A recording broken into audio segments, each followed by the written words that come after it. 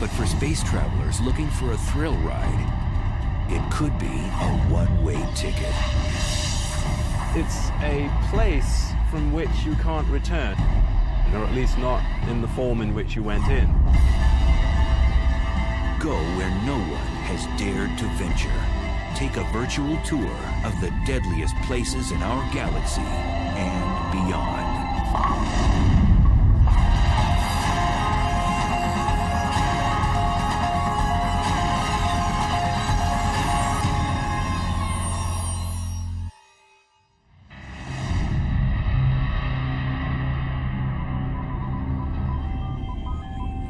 It's the ultimate frontier adventure. Space travel.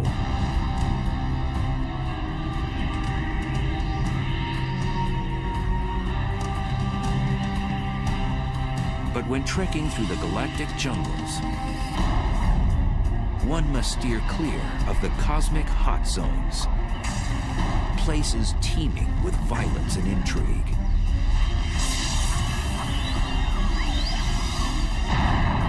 There are dangerous places, certainly very energetic phenomena that are a lot more powerful than atomic bombs being detonated, infinitely more powerful.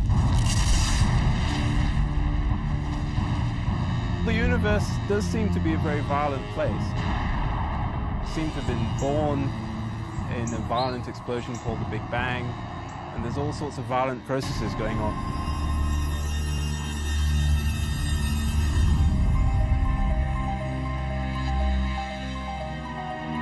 On December 27th, 2004, satellites picked up the greatest cosmic explosion ever recorded. A blast 30,000 light years away, which had the power to briefly alter our planet's upper atmosphere.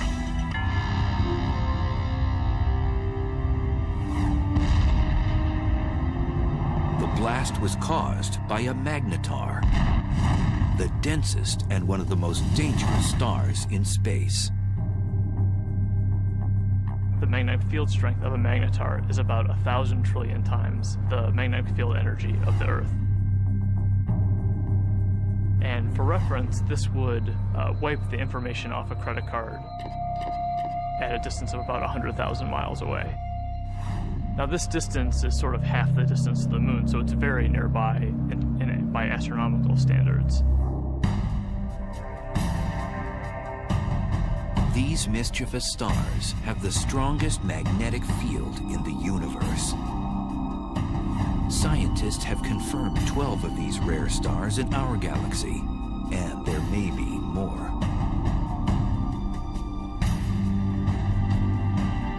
Caltech's Brian Cameron scans the Milky Way for these strange stars.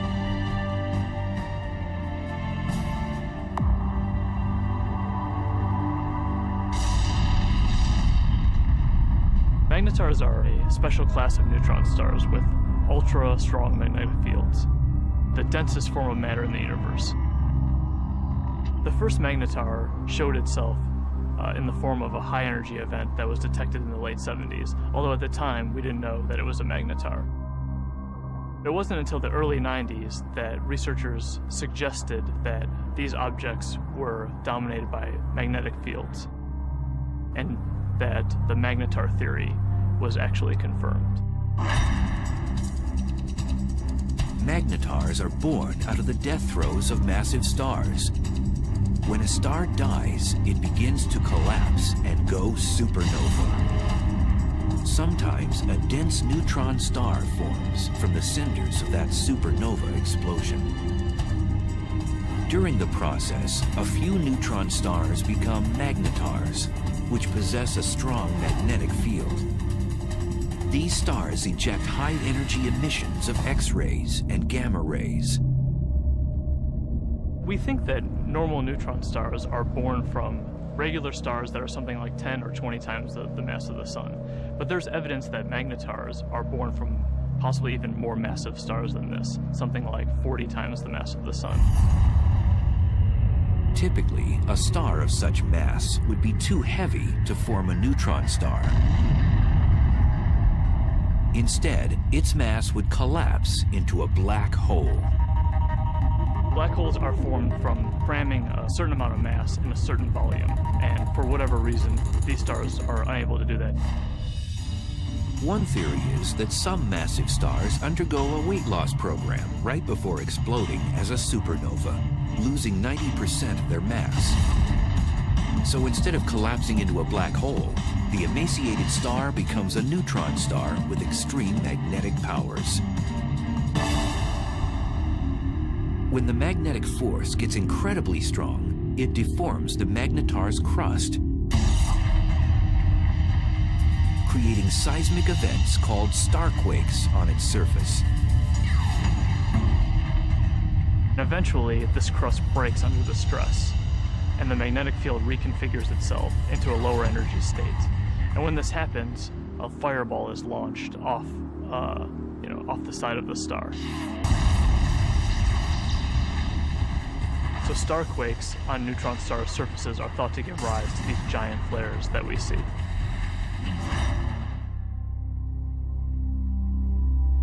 After a magnetar undergoes one of these flares, it outshines all the stars in the galaxy for the few tenths of a second that it's taking place. Within these giant flares are short bursts of gamma rays which move at the speed of light. The giant flares from magnetars are gamma ray bursts. They're very short in duration, less than a second, and have very hard X-ray spectra compared to another class of gamma ray bursts. If a deep space traveler veered off course and was unlucky enough to pass within 700 miles of one of these massive objects, the consequences would be horrific. The magnetic field of the magnetar can literally warp the atoms in human flesh, and its gravitational forces would tear a person apart.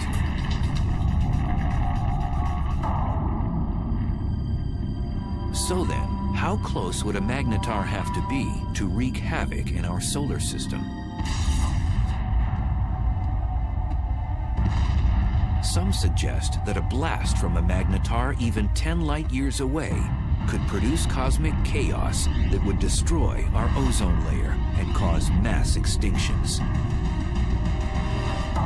The chances of that happening are so low that, they're completely implausible. It would be no different than a regular star passing through the solar system. And we know that the regular star has not passed through the solar system since the solar system formed.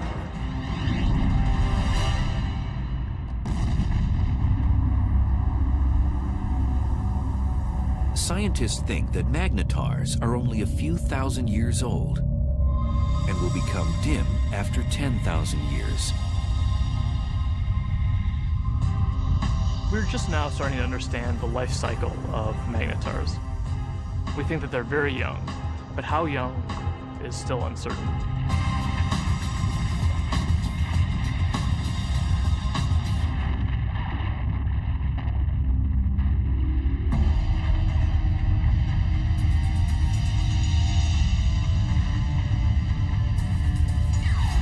In addition to magnetars, satellites and ground-based observatories have been picking up other violent things in space.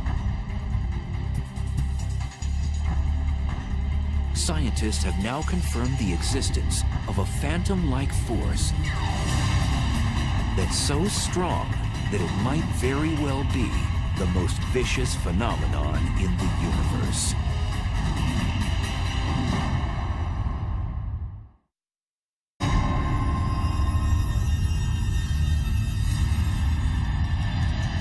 Stealthy villains haunt each and every galaxy.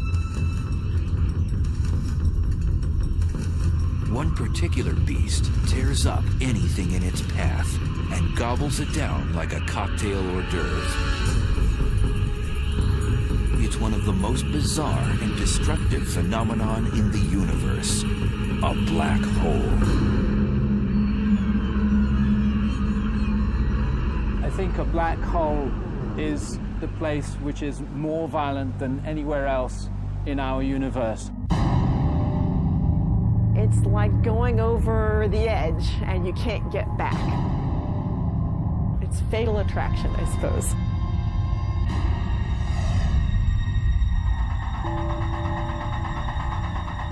A black hole is a region of space where the pull of gravity is so immense that nothing can escape it, not even light.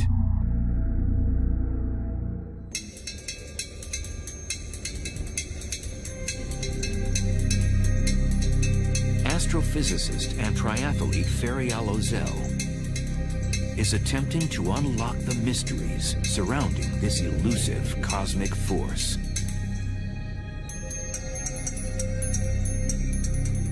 In a black hole, the gravity is so strong that no other force can compete with it, so everything collapses to a single point. Ozel says whatever has a close encounter with a black hole will fall victim to its relentless tidal force of gravity. Imagine you're swimming in a pool and there is no current. You can go whichever direction you want. Now imagine you're taken out of this pool and you're in a river. Imagine a current that is much, much, much stronger. That the only direction that you could go would be with this current. The space around a black hole acts like this wild river. You could never fight this enormous drag that you feel.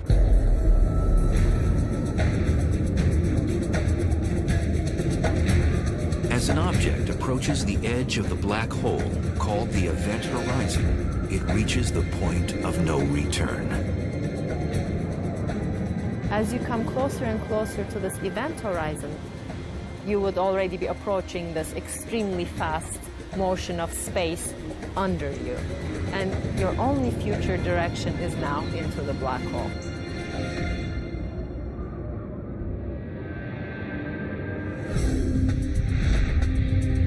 The idea of the black hole as a whole sometimes can be a little bit confusing. What it really is, in some sense, it's a place from which you can't return, or at least not in the form in which you went in.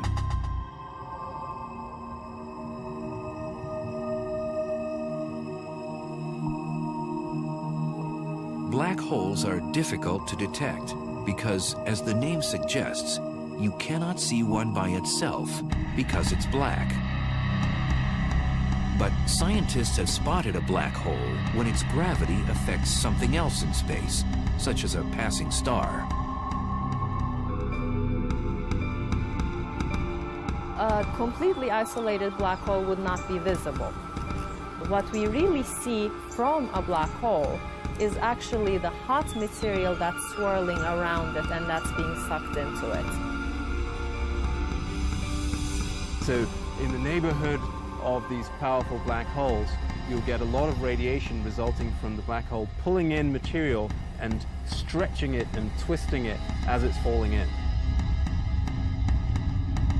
Black holes consume anything in close range, and there are billions upon billions of them prowling the universe.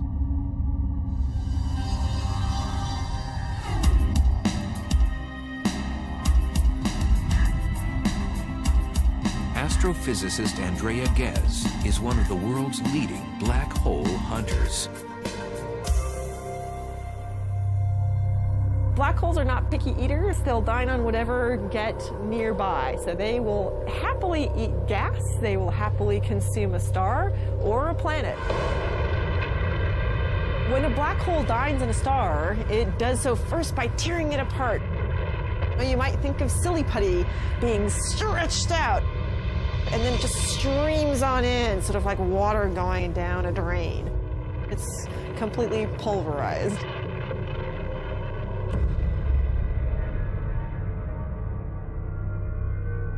Black holes are produced, we believe, by the collapse of the core of a massive star, something like 25 or 30 times the mass of the sun or more. When it comes to the end of its lifetime, a massive star burns its core all the way past helium, carbon, nitrogen, oxygen, all the way to iron, which has no more nuclear fuel. And when that iron core builds up to a certain mass, there comes a point where it can no longer support itself, and the core will collapse all the way to a black hole, producing at the same time a supernova.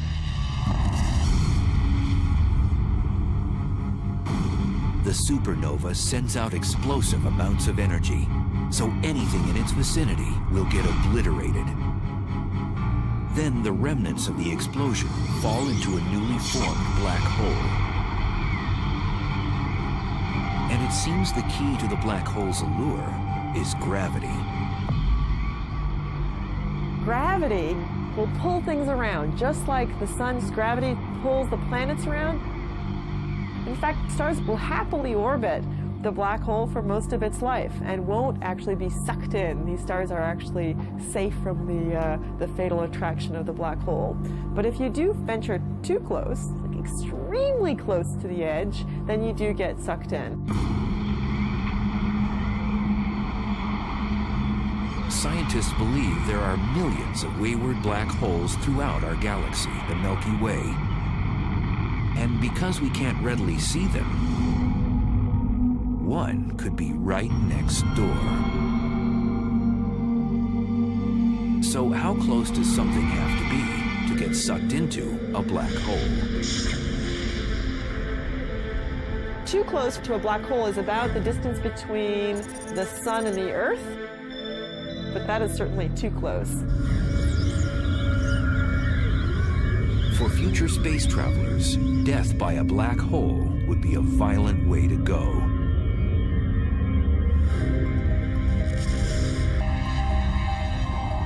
The method by which a black hole could kill you depends on how big the black hole is. They come in two categories. Most of them are the stellar mass black holes, which are 5 to 30 times the mass of our sun. If the black hole is stellar-sized, then the tidal forces near the black hole are strong enough that it will tear you apart tidally, even well outside the event horizon. If you wanted to fall into a black hole, you certainly wouldn't want to fall into one of those. It will spaghettify you. But in addition to the stellar-sized black holes, there are others that are mammoth, millions to a billion times the mass of the sun. And now scientists believe that these monsters hold center court in every galaxy, including our own.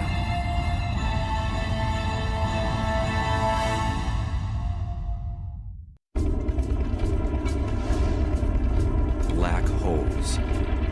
They're one of the most mysterious and potentially dangerous oddities in space.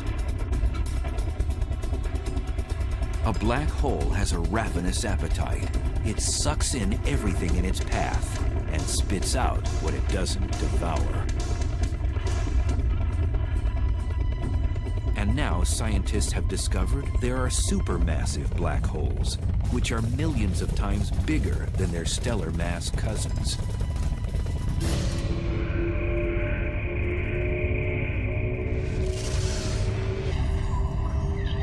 And evidence suggests that supermassive black holes were born after the Big Bang, when the universe was first created. The leading idea is that they would have formed just like a stellar black hole from the collapse of the core of a massive star. But then they grew by feeding grossly from the gas, from other galaxies which collided with them.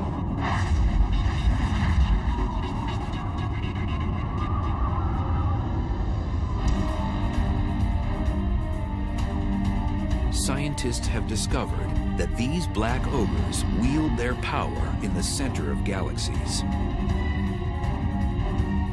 The supermassive black holes are at the center of the galaxy, most likely because they're the most massive object within the galaxy. Massive objects tend to sink to the middle, so you'll always find them at the center of a galaxy. For a long time, scientists didn't think a supermassive black hole existed in our neck of the universe, the Milky Way.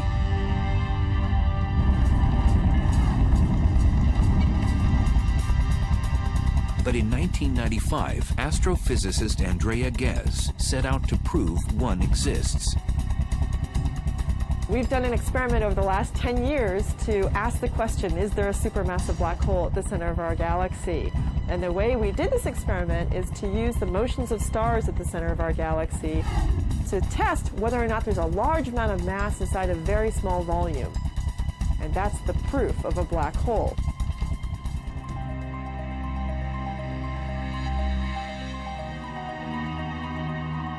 At the Keck Observatory in Hawaii, which houses one of the largest telescopes in the world, Ghez began using a groundbreaking technology called adaptive optics, which brings into focus faraway objects. So this is without adaptive optics. This is what you would see. In this big square, there's nothing. We turn adaptive optics on, and you see the stars. This region contains the stars that provide the keys to our experiment. So we want to watch how these stars move. Ghez noticed that there was a large cluster of stars orbiting around an invisible object at the center of our galaxy. And they were moving at an unusually rapid rate. So we can actually see these stars that are really close to the center, and we can watch them go around. Those stars go around the black hole just the way the planets orbit the sun. The orbits tell us where the black hole is, so it's located right where the star is. That's the center of our galaxy. And the details of exactly how fast these stars are going around and how tight the orbits are tells us the mass of the black hole, which we think today is 4 million times the mass of our sun. For Ghez, confirming that a supermassive black hole indeed exists at the heart of our galaxy was like summiting Mount Everest. It was incredibly exciting to discover the supermassive black hole at the center of our galaxy, simply because it was a question we had set out to address. The question, is there a supermassive black hole? We could design an experiment that actually got at it.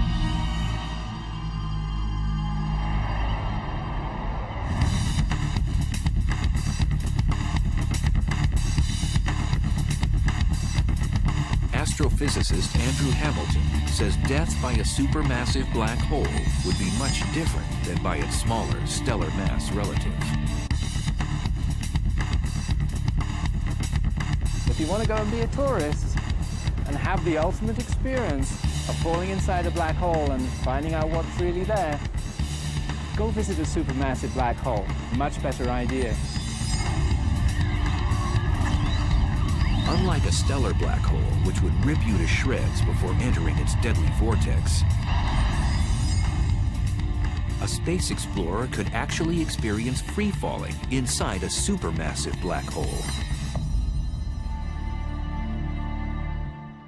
Inside a supermassive black hole, it turns out that even though the black hole is more massive, it's also much larger in size, and that means that the tidal forces are weak enough that you could pass through the event horizon and fall deep inside the black hole without being tidally torn apart. But deep down inside the black hole, the centrifugal force of the rotation of the black hole provides effectively a repulsion. If there's any matter at all inside it, then stuff that's falling in will tend to collide with stuff that's trying to get out. And the result of that collision of energies is an unimaginably chaotic maelstrom of super hot, dense plasma. And in that case, your fate is that it can roast you.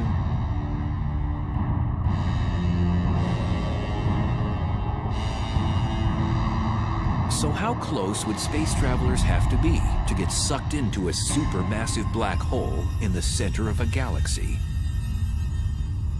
For a supermassive black hole, you would have to be about 1 million to 1 billion miles from the black hole to feel its influence.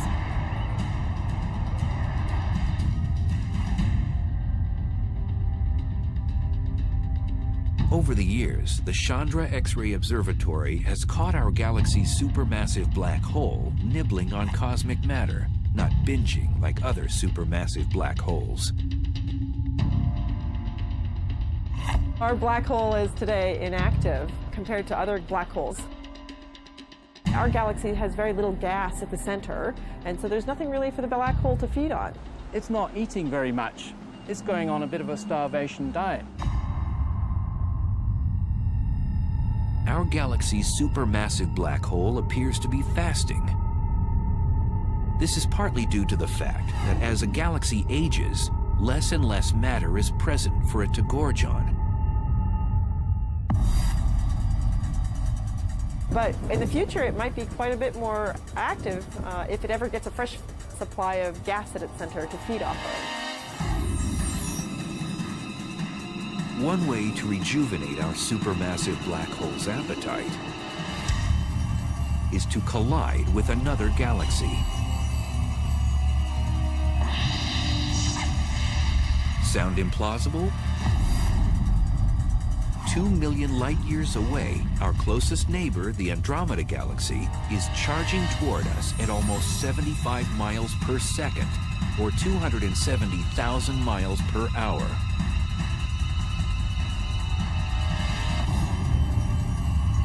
In the future, scientists predict the two galaxies will collide.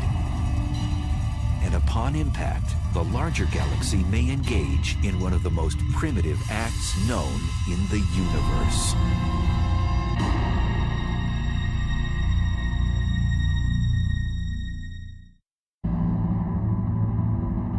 It's one of the most barbaric rituals in space. A larger galaxy eats a smaller one.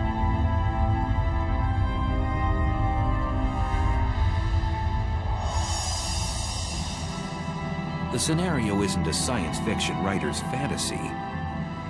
It's a cosmic reality. It's called galactic cannibalism.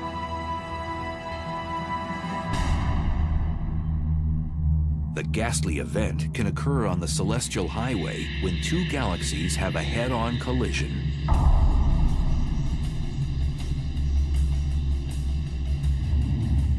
Both eventually meld together in a less than harmonious merger. If you're a galaxy, it's very violent. You're torn to shreds.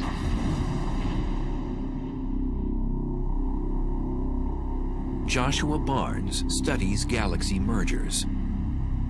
Acting like a crime scene investigator, he admits his research is a bit like inspecting a car crash. Imagine that you come across the scene of a car crash.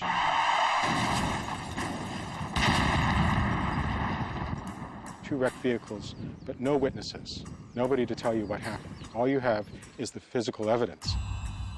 That's basically what we have to do when we study colliding galaxies. So there are no witnesses to a galactic collision. All that you have is the present state of the wreckage. So you have to conduct a sort of forensic investigation to try and figure out what happened on the basis of what you have today. If they collided head-on, you would know because the fronts were squashed up, but if they, say, sideswiped each other, which is actually more likely in galactic collisions, that would leave you a completely different pattern of wreckage, and you could interpret that. So what causes galaxy mergers? It's gravity.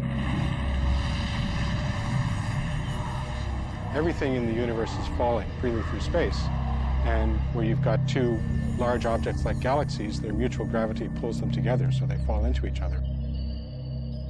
So it's really just the force of gravity pulling things around.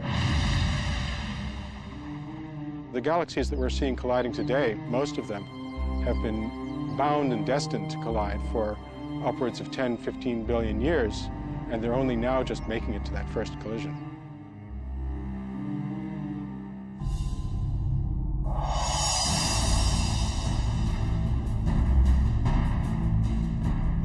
Our own galaxy, the Milky Way, is moving toward our neighbor, Andromeda. Both galaxies are spiral in shape, but Andromeda is about twice as massive, with a supermassive black hole the mass of 30 million suns.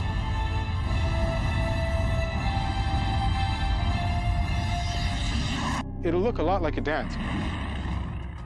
And you see the two galaxies come close together, so they kind of dance around each other, getting closer and closer and moving faster and faster before they finally come together. But at the point of impact, these galactic dancers will do more than pirouette.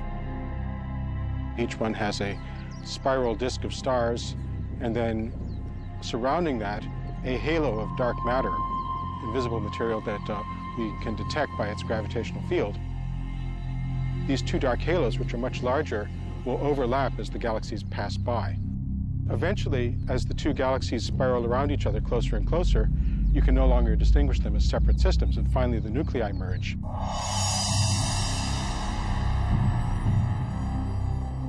When Andromeda and the Milky Way collide, that's going to be the biggest collision that the Milky Way has seen, something like 5 billion years' time. The good news is that we, the solar system, will have a grandstand view. What will happen is that two galaxies, their spiral disks, are going to get tidally torn apart into fantastical shapes.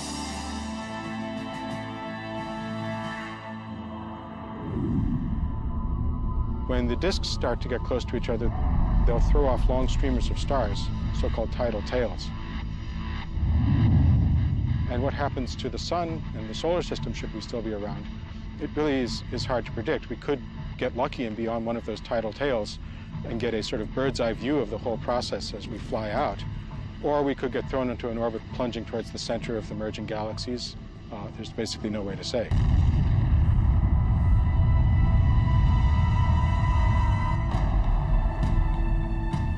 During the merger, if our solar system moves through the suburbs or the edges of Andromeda, we might not notice anything. On the other hand, countless stars and space material could be propelled towards the planets, potentially disrupting their orbits around the sun. Moreover, the entire galaxy could face cosmic upheaval. We could have consequences which would nonetheless be dangerous. First of all, we could have a lot of star formation as a consequence of the merger. Currently, both the Milky Way and Andromeda galaxy have plenty of interstellar gas, the raw material from which stars are born. Now that would mean a lot more evolved stars, supernova, going off in our vicinity. And that could create shock waves, blast waves, bursts of cosmic rays, which would have nasty consequences.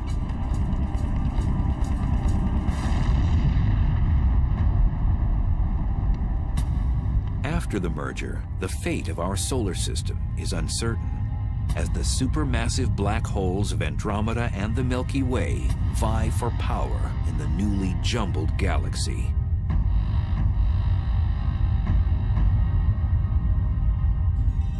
When they merge, they're going to form a new galaxy, and these two supermassive black holes will gradually spiral into the middle of the new galaxy. They will be a binary black hole for a short time. And these black holes will start to swallow gas as the collision stirs things up. Gas will fall into those black holes. They're going to turn on. They're going to start emitting radiation. But the potential for fireworks, possibly for fueling the black holes at the centers of the galaxies, matter falling into them, possibilities like that do exist. And then the only safe place to watch the process would be on one of those tidal tails riding out and escaping the collision.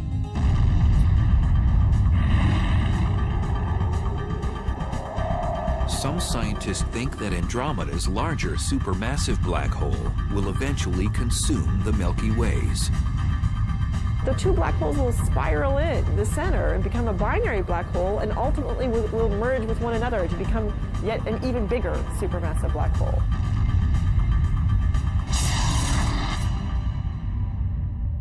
So a small galaxy colliding with a large galaxy is likely to be dominated by the larger galaxy. It'll essentially have most of its material absorbed by that galaxy and become subsumed into it.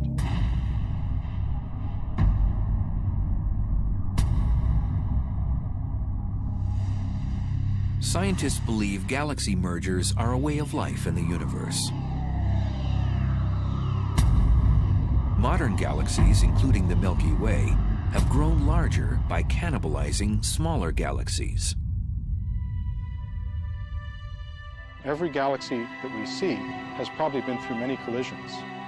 The Milky Way has a central bulge of stars, which are probably the relic of a previous collision. Most scientists agree that the much-anticipated merger between the Milky Way and Andromeda won't happen for at least 3 billion years.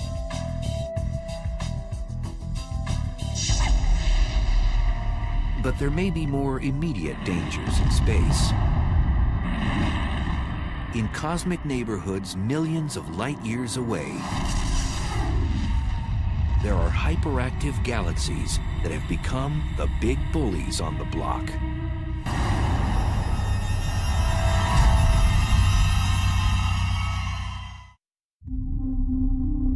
At the heart of some galaxies lives a cosmic monster. It transforms a run-of-the-mill galaxy into one of the brightest and deadliest in space. Quasars are peculiar objects, each powered by a supermassive black hole that continually swallows large amounts of matter, 10 to 20 stars every year. At the core of these objects lives a very large black hole. And the role of that black hole is to actually generate a huge amount of energy.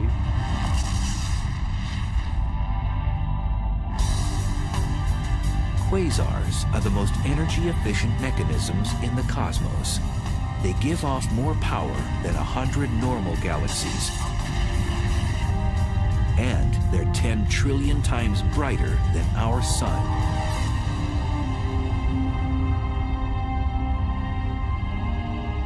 So how are quasars created in the universe?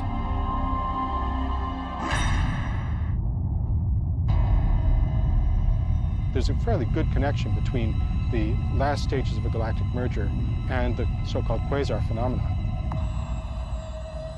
If that really happens in the case of the Milky Way and Andromeda, we could have, for a period of some tens or possibly even 100 million years, a quasar active in the center of the merged galaxies. And a quasar puts out about 100 times as much energy as a typical galaxy. And if we were actually thrown into an orbit which took us towards the center of the galaxy, we could get very close to that quasar and really get scorched. The word quasar stands for quasi-stellar radio source, which means star-like emitters of radio waves. The word was coined when the quasar phenomena was still a mystery. Now we know they're not star-like at all. In addition to emitting radio waves and visible light, quasars also give off ultraviolet rays, infrared waves, X-rays, and gamma rays. All deadly if something or someone gets too close. A quasar is a supermassive black hole at large distance that is active. It's powerful, it's emitting light, and we can observe it in many wave bands. Quasars were first discovered in the 1960s, but as radio telescope imaging got better, astronomers discovered that some of those quasars also have powerful jets beaming out of them.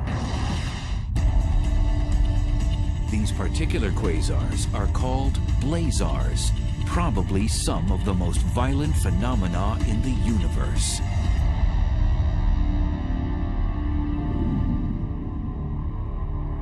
Blazars are powered by black holes, just like quasars, but they're somewhat different in that all of that energy is being focused, or a large amount of that energy is being focused into jets, which are streaming out. A blazar's aggressive plasma jets produce radiation in the form of radio waves all the way through the spectrum up to high-energy gamma rays.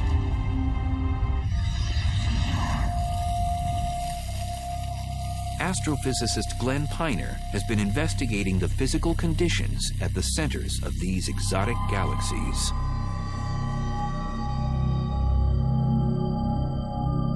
We can use this fountain to visualize the geometry of a blazar. If that circular base of the fountain represents the accretion disk, then the jet of water that's coming up represents the jet of plasma coming out from the blazar. And if the Earth is sitting up in the direction that that water is going, then we would see this object as a blazar. To an astronomer, it's like looking down a fire hose. It really gets you in the eye. You see this bright, blazing thing that we call a blazar. These blazar jets move exceptionally fast. The fastest observed move at 99.9% the speed of light.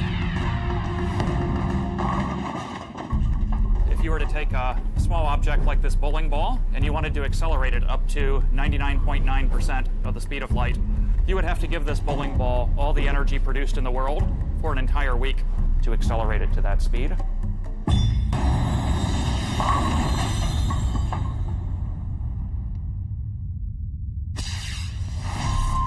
And in these blazars, we're accelerating not just small objects like bowling balls, but large masses of the mass of the planet Jupiter, or larger, to those speeds. So they're being given incredible amounts of energy by this efficient engine.